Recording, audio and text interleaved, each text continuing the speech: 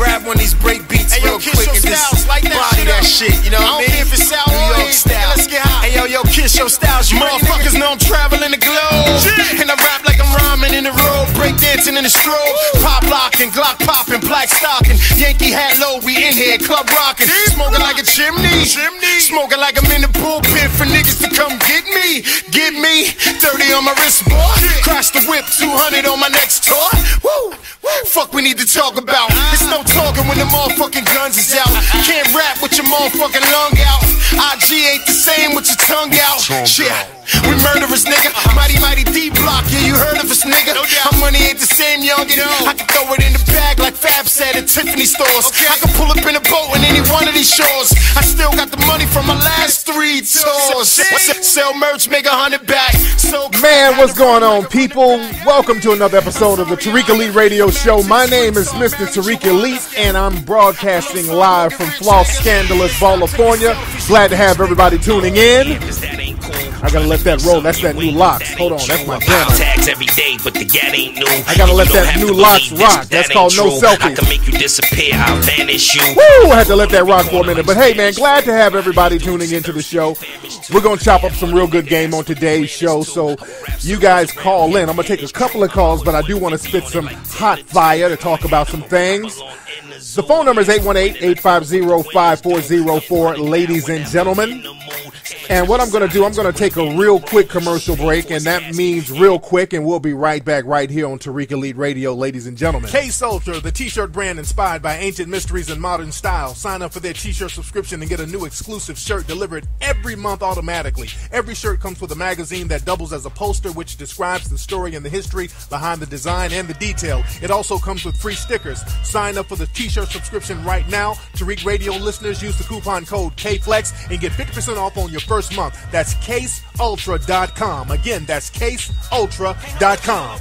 You know, one of my favorite songs back in the day from Usher is called Let It Burn. But what you don't want to let burn are your genitals.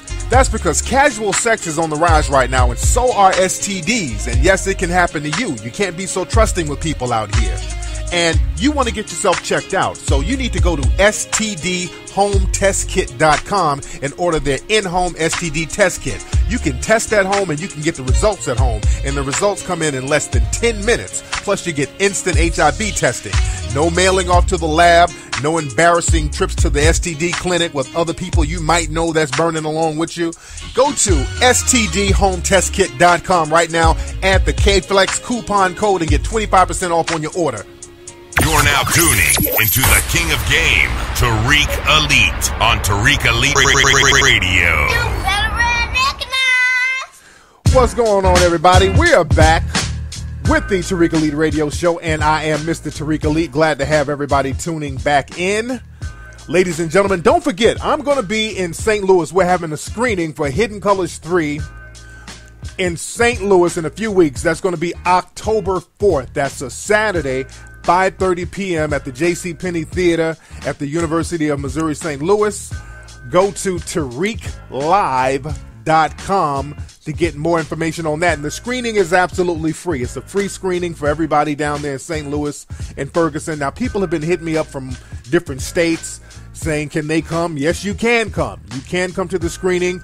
I'm going to be there. We're going to have a discussion afterwards. It's going to be a great event. We're going to have a great time, and it's going to be constructive. So that's going to be October 4th, St. Louis. It's a place right outside Ferguson.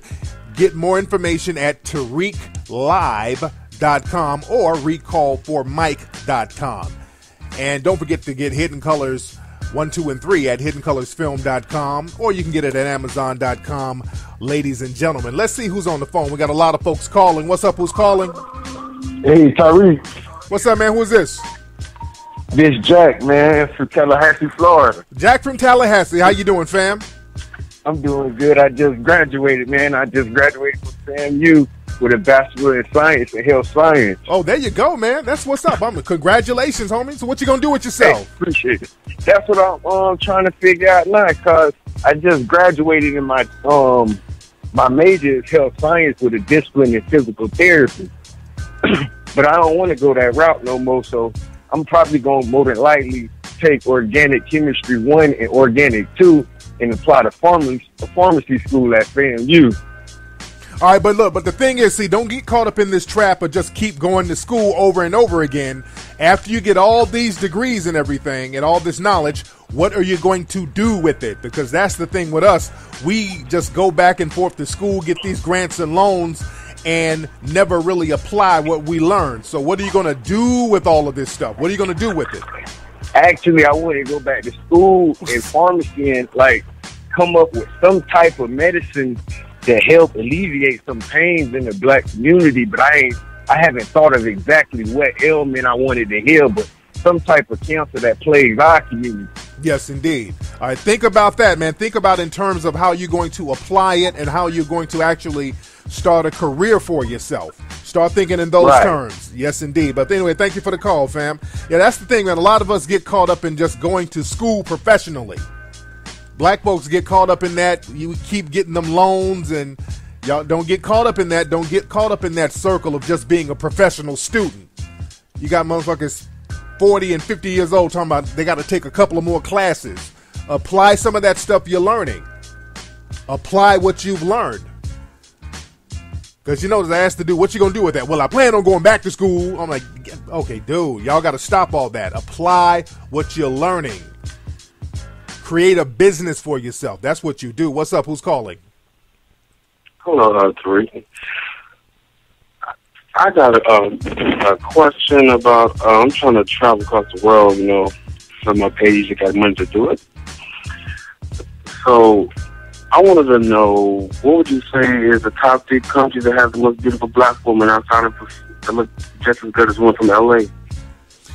Let me see. So you want to travel and your goal is just to see beautiful black women? Yeah, I'm 24. So, okay. Hey, I'm still on my PlayStation. Okay, there you go. Well, the first stop is going to have to be Brazil. That's number one. Yeah, I'm just talking about places that are close. Brazil is number one. Then you go to Panama. A lot of lovely sisters down in Panama. The Dominican Republic, a lot of them. I was just out there. A lot of beautiful sisters out there. Then, hell, go to Africa. You want to go to the source, go to, like, I was in Tanzania. There's nothing but beautiful sisters out there all over the place. They show you the motherfuckers walking around with tree branches and sticks and bones and shit on television. But there's some bad sisters in Africa, bruh. They just don't show you that on television. But you can go there, and it's a whole plethora of them. And they don't have Ebola and all that old bullshit they try to tell you. So you can go straight. Have you ever been to, like, Ethiopia and Eritrea? I've been to Ethiopia before.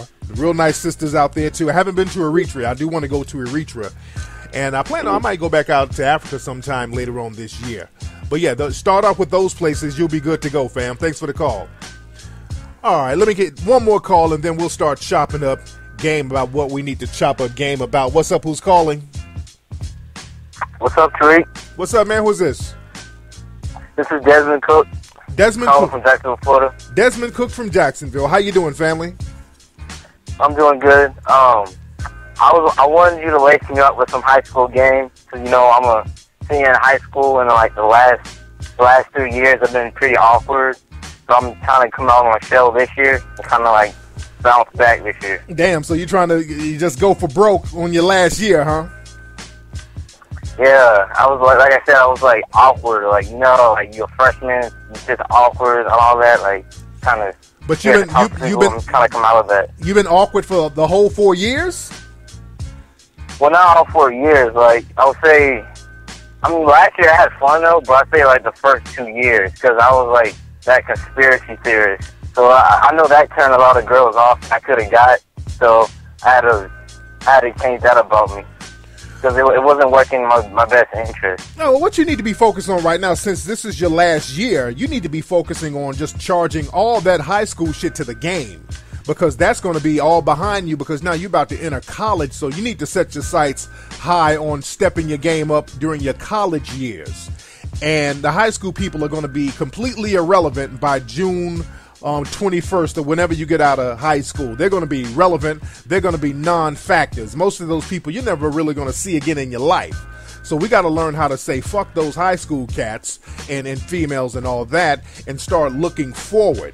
Now you got to start tailoring your game to some of these grown-ass college girls you're about to encounter and how to keep your game crisp and step into the college game thorough with your game intact and not on that awkward shit, because you're not going to do another 4 years of awkwardness. You learn from high school what you should have done and should not have done. Now you're going to take that knowledge and apply it to the new arena, which is college. You feel me?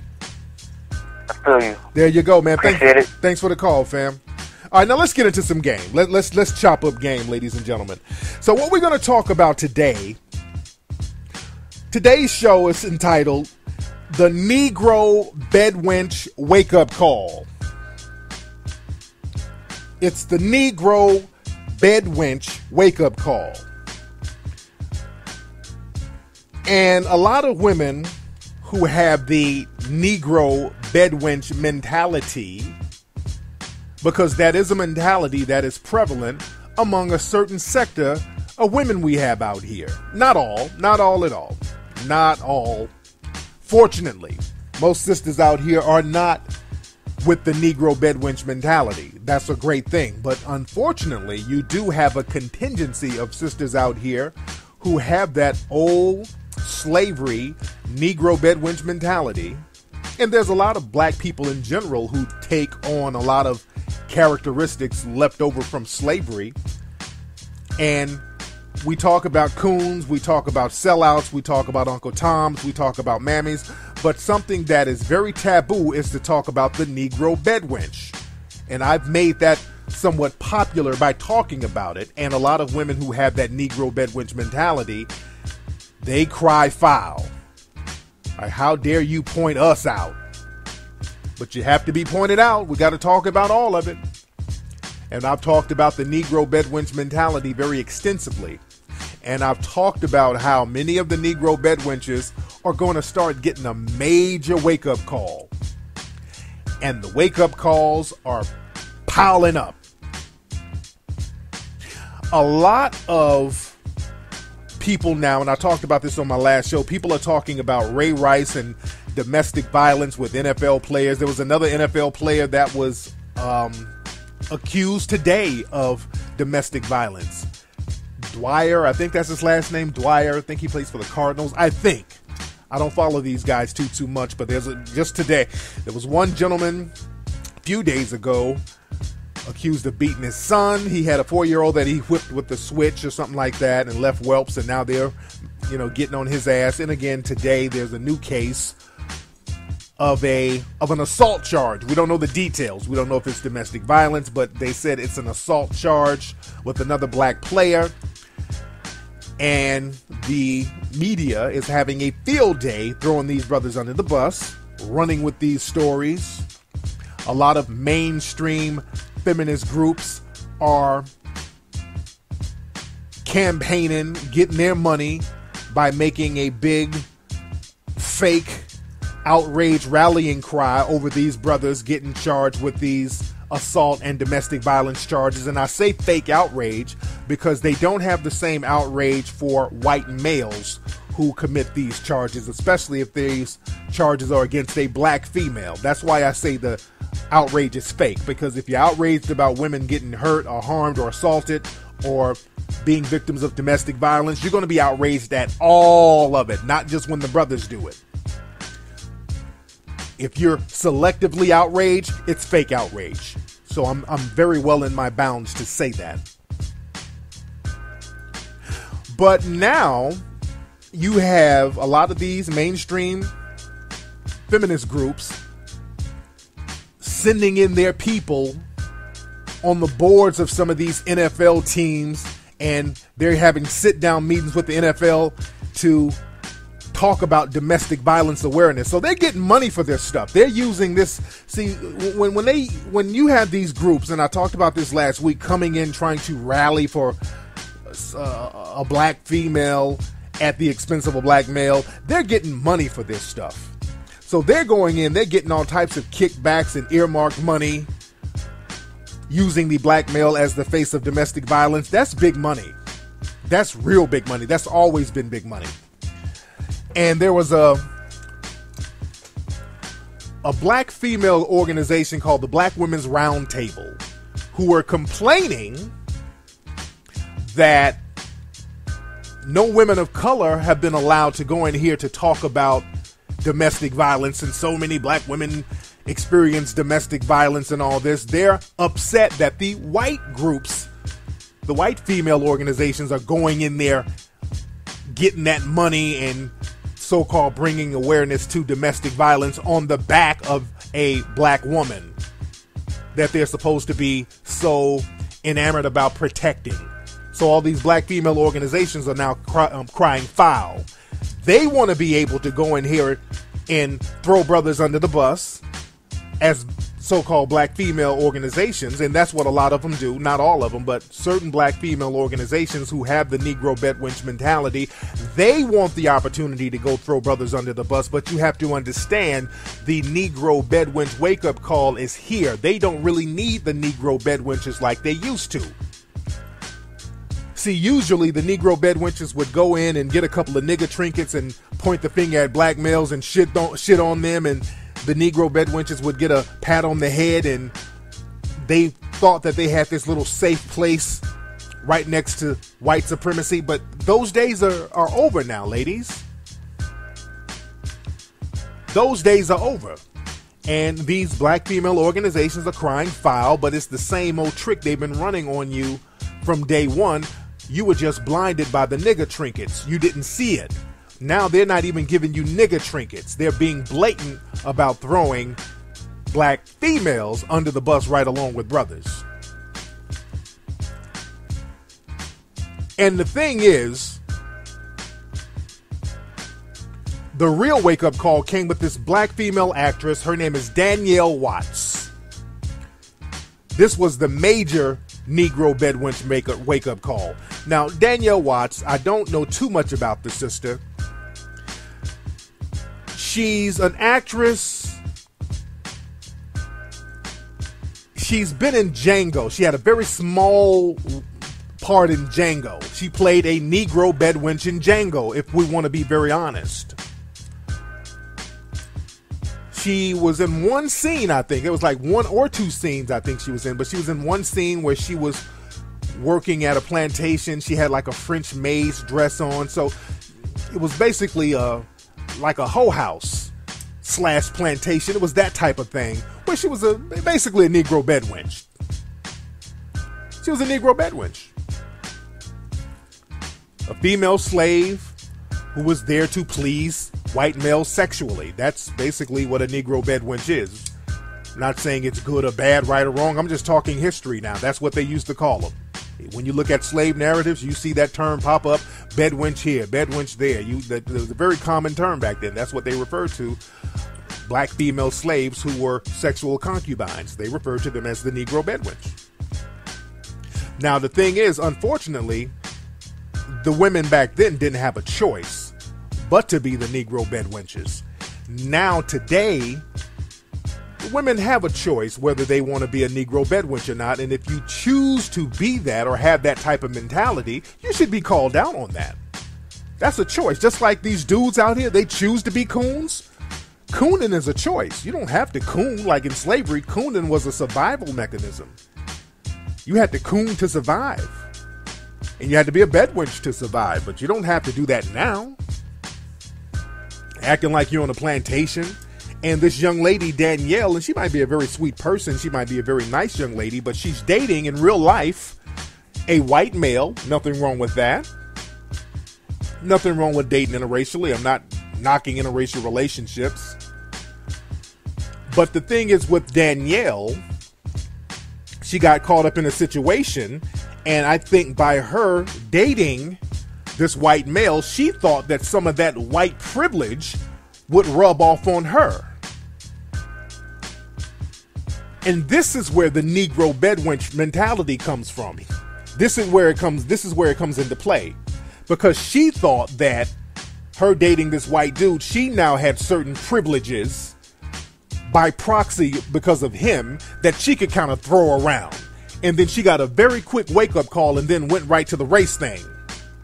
Now, for those who don't know, there was a situation with this young lady. A story came out. This black lady, black actress, and her boyfriend were making out in a car. She came out the next day saying, hey, police thought I was a prostitute. they handcuffed me and harassed me because I was a black woman and I'm in an interracial relationship. She made a big brouhaha about this.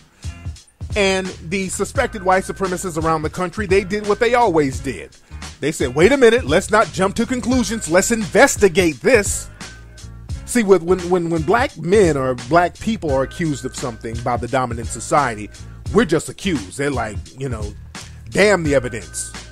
We don't need no evidence. Accusation, get these niggas up out of here. But when you're a black person and you're accusing any white person of doing anything, the dominant society is always going to want to see more facts. They want to see more evidence. So with Danielle, she was making a big brouhaha about how they handcuffed her and asked her for her ID. She didn't do anything wrong. She didn't want to show her ID. And then some pictures came out and some audio tape came out. And a lot of people have turned on her, including a lot of black folks. A lot of black people have turned on her because now people are saying she was falsely playing the race card, because some people are saying that her and her boyfriend were actually having sex in the car. Now that, to be honest, I don't quite believe, because TMZ came out with some photos the next day showing her in the car kind of sitting on top of the guy, but she's not naked, she's not unclothed, so you can't tell if she's having sex or not. It doesn't look like she's having sex, but they said some eyewitnesses said that they were having sex. And again, number one, I don't believe anything that some suspected white supremacists will say. They always exaggerate stuff when it comes to black folks. When it comes to black people, everything is always exaggerated. So she might have just been kissing her dude, which is what she said she was doing, but they put extras on it. They always do that with us. And another thing, what's very interesting, black folks, I hope black people understand that, random people call the police on you all the time.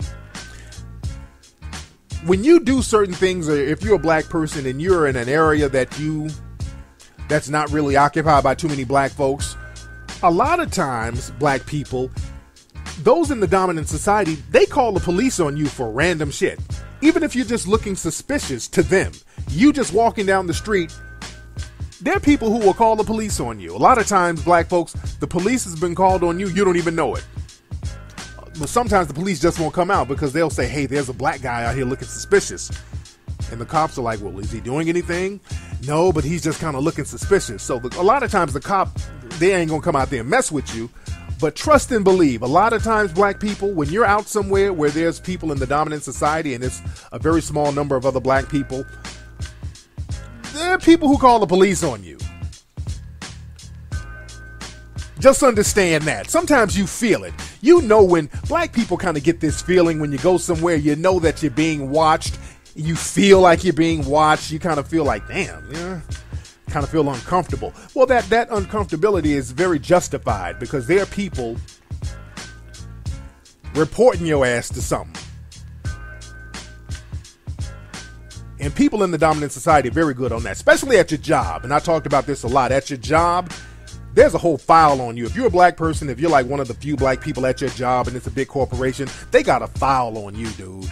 Or female. They got a file on you. They keep a file on you at Human Resources where people make random complaints about you. If you come to work and you're not smiling, somebody then went and made a complaint about you. I get emails from you guys and y'all tell me the horror stories working at these jobs. I already know. That's why you notice some of your non-black coworkers, they'll try to bait you into some bullshit jive-ass conversation. They're always picking with you a little bit with these conversations, acting innocent. They'll come up to you and say, hey, Dante, what do you think about that Ray Rice situation, man? What's his problem? Did he grow up without a father or something? Was his mother on welfare? Does that make him real angry? And they're saying this stuff to you, trying to act innocent and goofy, and you're sitting there like, hey man, I'm doing my work right now. I really don't want to get into that. They'll go somewhere and tell on you. They're like, hey, I was talking to Dante. I was just trying to talk to him about sports, and he blew me off. What's his deal? They're telling on you now. They play those little psychological games with black folks at these jobs and all over the place. When you're the lone black person, you are a target. People are dry snitching on you left and right. And this is the case with this situation. This woman was out here making out with her boyfriend in the car, and it was probably innocent. They were just probably making out real innocently. But the people in the dominant society, especially Studio City, which is a predominantly white area, I live not too far from there, on Ventura Boulevard. Oh, yeah. So she's making out with this white guy. The whole bunch of calls came in. 911, there's a Negro prostitute out here turning a trick. You know, they went to snitching with all their stereotypes. So the cops came. They ran up on her. And the thing is, again, she had the Negro bed wench mentality. She thought that she had white girl privileges because she tried to play the white girl card, which is, do you know who I am? My dad's a lawyer. White girls, they'll pull the family card. My uncle's a cop too. They'll pull that card. But let me play a little audio of Danielle and her interaction with the cops. Who's the owner of the car? That's me. No registration? No, don't worry about it. I brought her ID. Well, I have her passport. Okay. Daddy, can you Who is she to you? a second? Hold on. Excuse me. What's the issue? Somebody called the police saying that there was lewd acts in the car. There's no lewd acts happening. We paid Doesn't for the matter. meter. I have to ID you. We're not doing anything. Somebody I'm on called. the phone with my dad. This is my boyfriend. Okay, I want to see your ID. Somebody called, which means gives me the right to be here. So it gives me the right to identify you. Do you know how many times I've been called? The cops have been called just for being black. Just because we're black and he's white. I'm just being really honest. Who brought up a race card? I'm bringing it up because I said nothing about you being black. And I have every right to ask your ID. And I have every right to say no. And if you'd like no, you do not have every right to say no. You can take me down to the court office and I can make a scene about it. No. And you know what? I have a publicist and I work as an actor at this studio. I'm mildly interested. You have a publicist, but I'm going to get your ID. I am going to say no. And if you'd like my ID, you can say that I am resisting arrest, and you can take me down. There's no resisting. You're just interfering. And what I'm saying is, I have not done anything wrong. I'm on the phone with my father. My stepmom is dying. Do you know what probable cause is? You know what probable cause is? Yes, and I have none. What is the probable cause? I have probable cause. I'm sitting here talking on the phone to my father. That's mildly interesting. To demand my ID. Can you have her ID, please? No, you may not. You may not have my ID. And if you would like to demand L30, send me a female officer, please. Please do. I'm going to get your ID one way or the other. That's fine. You can do whatever you like. Yes, I am. Daddy. Thank you for bringing up the race card. I never hear that. Daddy, I can't believe it. Like, all the things that are happening with the cops right now, I can't make out with my boyfriend in front of my fucking studio without getting the cops called on me. We were like in our garage and the cops came up just because I don't have to give him my ID and someone said because it's my right to sit on the fucking street corner and take out with my boyfriend. That's my right. Keep yelling. It really helps. It really.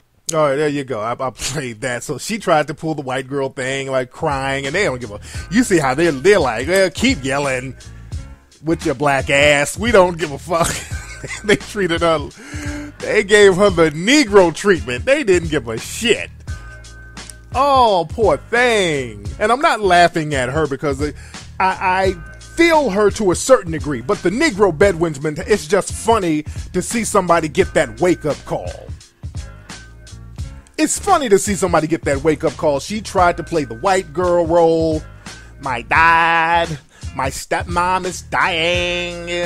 They were like, hey, your black ass is going to get in these cuffs if you don't cooperate. That was their whole mentality. They weren't feeling none of that victim talk. See, the thing is with the Negro bedwench mentality, like I said earlier, a lot of these women with that mentality, they think if they lay up and make out and ride out and with white supremacy, and they think if they buddy up with people in the dominant society, that's going to give them a pass and their lottery number is not going to get called. And they are sadly mistaken. When I talk about the white supremacist lottery, all of us can get picked. Her number was called that day. That Negro bedwench mentality, that's not working no more. where y'all used to just buddy up with the white supremacists and then throw brothers under the bus, they're getting you now. They're showing you what they think about you as black females now. They're letting you know you're in the same boat as those Negroes. Negress, you're in the same boat. We're not going to give you special treatment. You're in the same boat. And you notice they have the same stereotypes for black women as they do for black males. That sexualized, over-sexualized stereotype that they have for brothers. You see the same thing is being projected onto her. They thought she was a hooker. She's out there making out, and you see people in the dominant society, oh, she shouldn't have been doing that. They were so quick to believe she was having sex in the car, which there is no proof she was really having sex in that car. There's no proof of that. You know why there's no proof? Because she wasn't arrested for it. People overlook that. She wasn't arrested for the lewd act they said she was doing. If there was proof of that, she would have been arrested. So they wanted to kind of bust her chops a little bit. And also, if she was doing something illegal, they would have handcuffed the dude too. If she was out there, if she was hoeing, as some people said she was, they would have handcuffed the trick too. You're supposed to handcuff both of them. Now, some of the white supremacists, especially the ones I've been going back and forth with on Twitter, they were saying, well, she should have showed her ID. He showed his ID. That's why he wasn't in handcuffs. The thing is, if they were accusing you of a crime, showing your ID is not going to get you out of that crime. Either you committed a crime or you didn't. Showing your ID doesn't exclude you from the crime. So that's a bullshit narrative. So there was a racial element there. There definitely was. See, I'm not negating that whatsoever. The problem is she's the wrong person to try to pull that out. Because the thing is, you can't be Olivia Pope 1 minute and then be Rosa Parks 30 seconds later. You can't be Sally Hemings and Harriet Tubman. See, she tried to play the privilege card, and when that wasn't working, she immediately tried to go to the race. Well, because I'm black. You know? It don't work like that. And this is why a lot of people turned on her.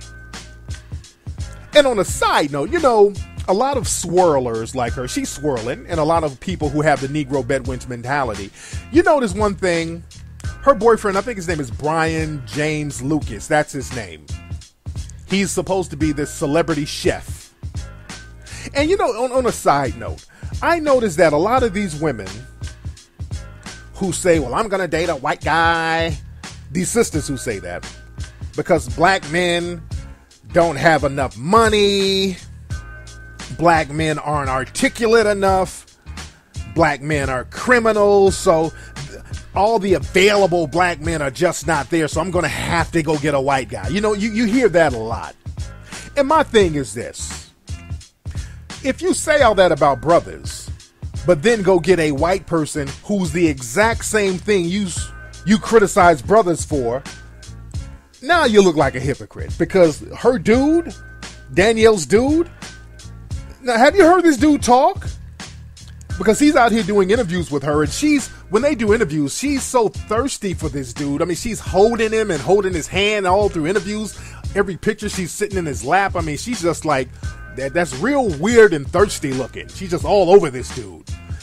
This dude can't talk worth a damn. He sounds like a surfer dude. I mean, he's like, yeah, they pulled us over, you know, they pulled us over, and it was violating my rights. You know, he can't talk worth a damn. His brother looked like his meth pipe is real hot, you know, allegedly.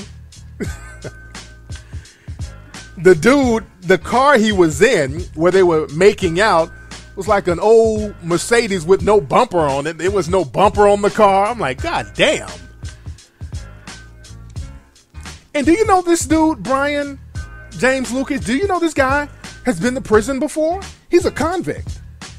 A lot of folks don't know that. This guy was a convict. This guy did a little jail time for, he did federal jail time for slinging them things. He was marijuana distribution.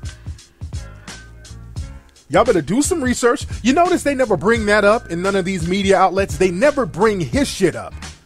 He's never criminalized in none of this story. Everything is on her. They don't bring up this dude's jail record, nothing. The police was called on her. This wasn't about ID and all that old shit. Wasn't about that at all. But nobody brings up this dude's jail record. And that's very funny. It's just very funny that she's out here cupcaking with this white gentleman who has a jail record, not that articulate, has a car with no bumper. And she's holding on to him for dear life. Every interview she's holding on to, she's handcuffing this dude. And that's just funny to me. Because a lot of brothers do that. Brothers say, I don't want to date no sisters. They fat, they got this. And then they go date a white woman who has all those negative characteristics they just accuse sisters of. And black women who do that a lot of times do the same thing. They'll go get a white dude up out of a trailer park and cupcake with him like it's the best thing since sliced bread. But will criticize brothers.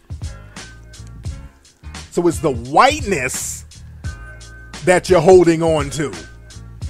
You're trying to hold on to that whiteness and hoping that some of that whiteness and that white privilege can rub off on you. And again, our sister Danielle was sadly mistaken. Poor thing. And she tried to go, I'm a celebrity. I got a publicist. I'm on the phone with my dad. And the cops was like, basically, tell your dad your black ass is getting in some cuffs. Poor thing, she got that wake-up call. She started crying. Poor thing. But the Negro Bedouin's wake-up call is real. Now, on another note, I still think they should not have handcuffed her like that. Now, they did violate her. Now, I was talking about this on Twitter, and some people were like, man, how are you taking up for the Negro Bedouins? Let me explain this. Even though I disagree with the Negro Bedouin mentality, one thing I will not do, I will never side with the dominant society against any black person. I'll never do that. That's not going to happen. Because there were racial undertones to what happened. And legally, you're not obligated to show police officers your ID in California. I'm going to say that again. You're not obligated to show them your ID in California. So actually, she was right. And I've heard a lot of people on these message boards throwing that sister under the bus. She's all types of nigga bitches on these message boards on Twitter. They're throwing that sister through the mud. She should have just gave her ID and shut her damn mouth. I mean, they're going there. But no, she should not have. You're not obligated to give your ID. As a matter of fact, you're not even obligated to have an ID. That's not a legal requirement. You don't have to have an ID. You don't have to have any identification when you walk around. But with black folks, it's that nigga, let me see your freedom papers type of thing.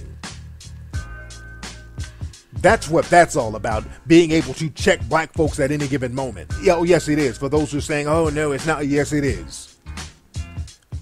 You are not legally obligated in the state of California to show no cop no damn ID. You don't even have to talk to a cop. Now, cops can ask. They have the right to demand to see, but that's all they can do. You have the right to say, no, I don't want to show you my ID, and as a matter of fact, I'm going to remain silent. Because like I said, showing your ID doesn't make up for a crime being committed. For people who try to say that if you're accused of a crime or suspected of a crime, you have to identify yourself. Bullshit. Especially in the state of California, you do not have to identify yourself. If they accuse you or suspect you of a crime, shit, they're supposed to arrest you if they suspect you of a crime. You're not supposed to even talk to a cop. You have that right. You don't have to say shit to a cop, let alone show them an ID. If a cop say, hey man, somebody came up and said that you're a suspect in a shooting. Like, no, I'm not. Well, show me your ID. No. How's that going to let you know if I shot somebody? You see how that works? It makes no sense to show your ID because showing your ID is not going to assist with solving a crime. How does showing your ID assist with solving a crime? Because in the case of Danielle and her boyfriend Brian, he showed his ID and he's a criminal and nothing happened to him. He's a convict and nothing happened to him. This woman is not a convict. She's not a criminal. And again, if she was accused or suspected of lewd acts, why didn't they arrest her for lewd acts? They were just busting her chops a little bit just to put the negress in her place. That's what they do with us.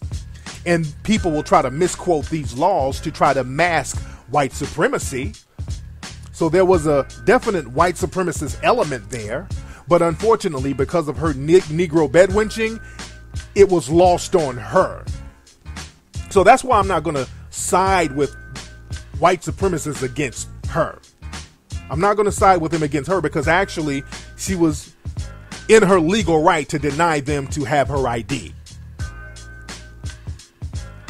See, we got to get off that thing where we got to show our freedom papers all the time. That's that whole slavery thing where you got to stop and show your freedom papers. You don't have to say shit to a cop. You can say 3 things to a cop. And the cop comes up to you, hey, what are you doing? What's your name? Sir, am I being detained? No, but we need to see your ID. Well, I don't consent to that, and I'm going to remain silent. That's why that stop and frisk, they had to stop and frisk because in New York, because that violated so much of the Constitution. This is why they had to revamp it, and they're going for that whole street harassment thing. But that's another story. Go back and listen to the archives. But again, black folks, we got to understand this.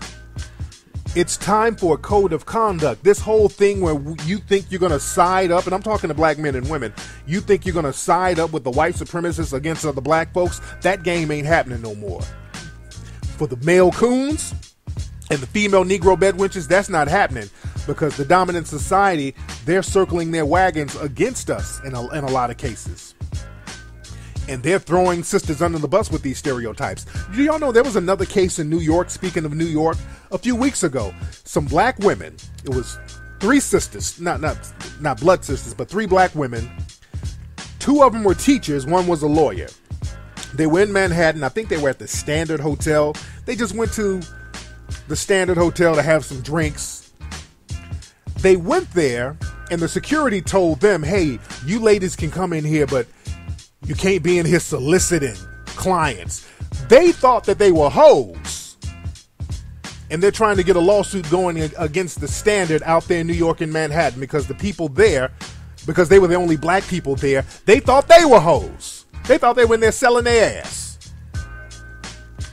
See, you notice how the people in the dominant society, they're throwing all those old stereotypes at all of us. So that whole Negro bedwench thing, it ain't working no more. That's not going to get you out of the white supremacist lottery. The nigger trinkets are drying up now. They're not throwing you nigger trinkets for throwing black men under the bus. They're getting all of us now. And it's now time to get a code of conduct. And it's time for us to abide by a code of conduct and get on top of our game and be on top of our empowerment game. Anyway, ladies and gentlemen, that's been today's episode of the Tariq Elite Radio Show. Don't forget to join me. I will be in St. Louis October 4th. That's Saturday, 5:30 p.m. We're having a screening of Hidden Colors 3. Absolutely free to the public, ladies and gentlemen, and we'll have a discussion afterwards. So if you're in Chicago, Atlanta, everywhere you're from, come on down to St. Louis Ferguson because we're going to chop up some real good game. And don't forget to go to Amazon.com to get Hidden Colors 1, 2, and 3. Don't forget to go to TariqElite.com to get all that fresh gear. And don't forget to check out Tariq Radio every Wednesday and check me out on Ustream this Sunday. I will holla. Peace.